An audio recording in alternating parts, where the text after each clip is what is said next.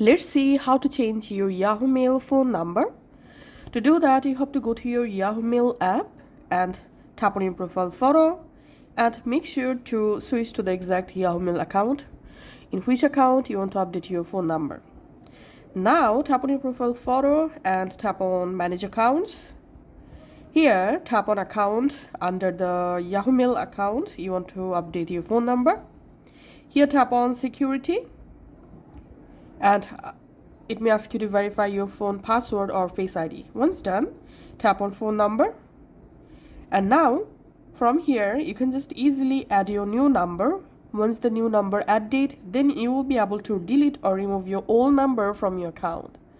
So that's how you'll be able to easily change your Yahoo Mail account mobile number. Just go ahead and enter your new number here, and you have to verify your new number. You get a verification code to the number. Just enter the verification code, and that's how you'll be able to do that. Thanks for watching.